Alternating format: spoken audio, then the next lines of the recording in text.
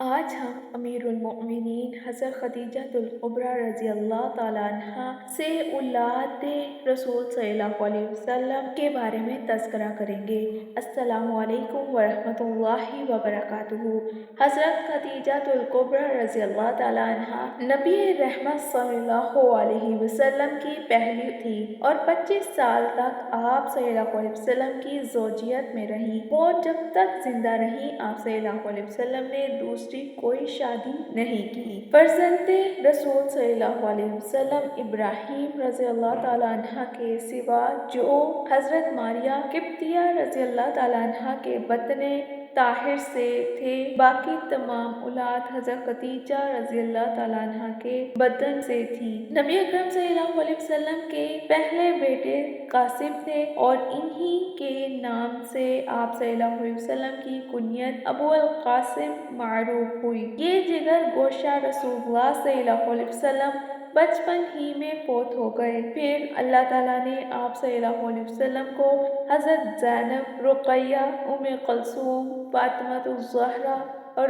अब्दुल्ला रज़ी अल्लाह ताला अन्हुम अता फरमाए। ये दूसरे बेटे अब्दुल्ला अहद नबूवत में पैदा हुए। इन्हीं का लक़ब तैयब और ताहिर मारूफ है। ये अब्दुल्ला और इब्राहीम भी दोनों ही बचपन में वफात पा गए थे। अलबत्ता आप सल्लल्लाहु अलैहि वसल्लम सब बेटियां इस्लाम लाईं और सब ने हिजरत की, मगर हज़रत फातिमातुज़ ज़हरा रज़ी अल्लाह ताला अन्हा के सिवा सब आप सल्लल्लाहु अलैहि वसल्लम की हयात मुबारका ही में वफात पा गईं।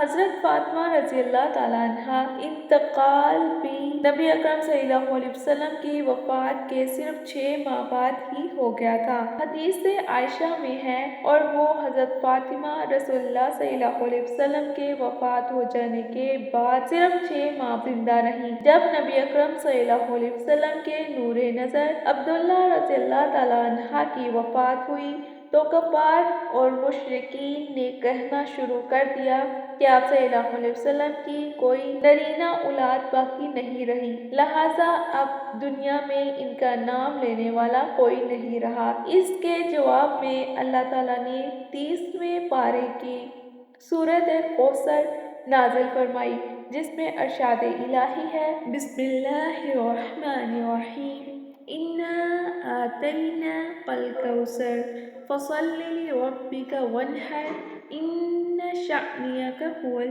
अबतर। ए पैगंबर, हमने तुझको कौसर दिया तो इसके शुक्र में अपने मालिक के लिए कुर्बानी कर। बेशक तेरा दुश्मन यानी कि आस बिन वाइल, काब बिन अशरफ या अबू जहल वही हलाक होने वाला है। इसके बरक्स नबी अकरम सल्लल्लाहु अलैहि वसल्लम का जिक्र खैर क़यामत तक अज़ान व अक़ामत और नमाज और दुरूद शरीफ में एक आलम के ज़बानों पर जारी है और दिलों पर हावी रहेगा। औलाद पर फख्र करने वाले क्या जानते हैं, अल्लाह ताला ने तौरात में बशारत दे रखी थी कि हम इन्हें नबी का नाम बुलंद करेंगे, जैसा कि तौरात में एक जगह फरमाया है, मैं सारी पुश्तों को तेरा नाम याद दिलाऊंगा, बस सारे लोग अबद अबाद तक तेरी सताइश करेंगे। दूसरी जगह फरमाया, इसका नाम अबद तक बाकी रहेगा, लोग इसके बायस अपने आप को मुबारक कहेंगे और सारी कौमें इसे मुबारकबाद देंगी। एक मुकाम पर फरमाया, इसके हक में सदा दुआ होगी और हर रोज़ इसे मुबारकबाद कही जाएगी। जब नबी अकरम सल्लल्लाहु अलैहि वसल्लम के बेटे इब्राहीम रज़ी अल्लाह ताला अन्हा फौत होने लगे तो आप सल्लल्लाहु अलैहि वसल्लम ने अपने दम तोड़ते लगते जिगर को गोद में उठाया और फरमाया, ए इब्राहीम, हुक्म इलाही के सामने हम तेरे किसी काम नहीं आ सकते।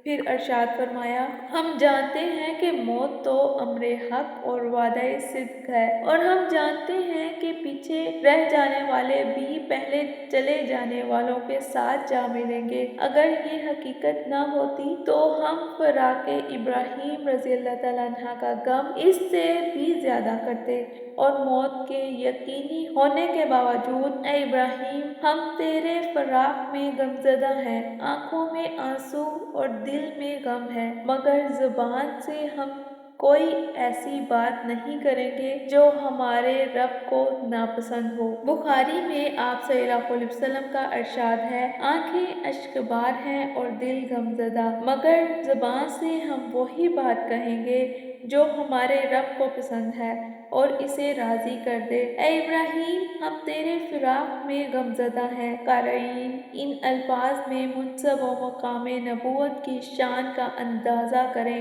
دم توڑتے بچے کو گود میں اٹھایا تو توحید باری تعالیٰ کی تعلیم کا زبردست نقطہ بیان فرما دیا۔ اے ابراہیم، حکم الہی کے سامنے ہم تیرے کسی کام نہیں آ سکتے۔ نبی اکرم صلی اللہ علیہ وسلم کے یہ الفاظ نہ صرف لمحہ فکر ہیں بلکہ تازیانہ عبرت ہیں ہمارے ان بھائیوں کے لیے جو حب رسول میں قلب سے کام لیتے ہیں، آپ صلی اللہ علیہ وسلم کو مختار کل شمار کرنے لگتے ہیں، حالانکہ ان الفاظ میں آپ صلی اللہ علیہ وسلم نے بتا دیا ہے کہ تمام اختیارات صرف اللہ تعالیٰ کے ہاتھ میں ہیں اور صرف وہی مختار کل ہے جس کے اختیارات لامحدود ہیں، اور بچے سے مخاطب ہو کر پوری امت کو بتا دیا کہ ہمارے اختیار کا عالم تو یہ ہے، حکم الہی کے سامنے ہم تیرے کسی کام نہیں آ سکتے۔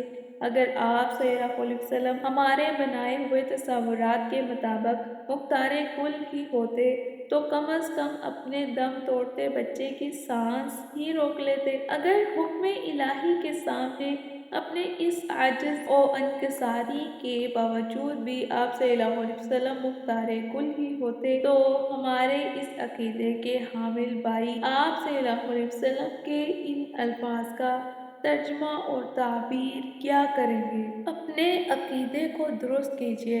اللہ تعالیٰ ہی ہیں جو صرف کائنات کے مالک ہیں۔ یہ جو نبی ہیں یہ نبی ہوتے ہیں، انسان ہیں، ان کے پاس اتنا ہی اختیار ہے جتنا کہ ایک عام انسان کے پاس، بس یہ ہے کہ یہ عبادت میں اللہ تعالیٰ کے زیادہ آگے ہوتے ہیں، یہ اللہ تعالیٰ نے ان کو چن لیا ہے، ادروائز یہ ہمارے ہی جیسے انسان ہیں اور بشریت کا بار بار تذکرہ بھی کیا گیا۔ لیکن دیکھیے، سیکھنے والی بات جو ہے وہ اس میں یہ ہے کہ گود میں بچہ ہے اور وہ فوت ہو رہا ہے اور کتنے صبر و تحمل سے صرف اللہ تعالیٰ کا شکر ادا کر رہے ہیں، اللہ تعالیٰ کے ہی حمد بیان کر رہے ہیں کہ ہم اللہ تعالیٰ کے آگے بے بس ہیں۔ اللہ تعالیٰ سے مانگیے جو مانگنا ہے، اللہ تعالیٰ سے کہیے جو کہنا ہے، دنیا سے کچھ نہ کہیں، دنیا آپ کا تماشا بنائے گی۔ اور آنسو بہانا ٹھیک ہے، کوئی مسئلہ نہیں، آپ آنسو بہائیں، آپ اللہ تعالیٰ کے آگے روئیں، اللہ تعالیٰ کو اپنے دکھ سنائیں، لیکن اللہ تعالیٰ کو سنائیں اور اللہ تعالیٰ سے باتیں کریں، ان کو کہیں کہ اللہ تعالیٰ یہ بات میرے لیے دکھ کا باعث ہے، اور باقی جو فیصلے اللہ تعالیٰ کرتا ہے اس کے آگے تو کچھ بھی نہیں ہو سکتا۔ ہم اب تذکرہ کریں گے وفات ابراہیم رضی اللہ تعالیٰ عنہ پہ سورج کو گرہن لگ جانا۔ قدیم عربوں کا عقیدہ تھا کہ جب کسی بڑے آدمی کی وفات ہو تو چاند یا سورج گرہن لگ جاتا ہے۔ جب ابراہیم رضی اللہ تعالیٰ عنہ نے وفات پائی تو اتفاق یہ ہوا کہ اسی دن سورج کو گرہن لگ گیا، تو بعض مسلمانوں نے بھی اسی بات کا اظہار کیا۔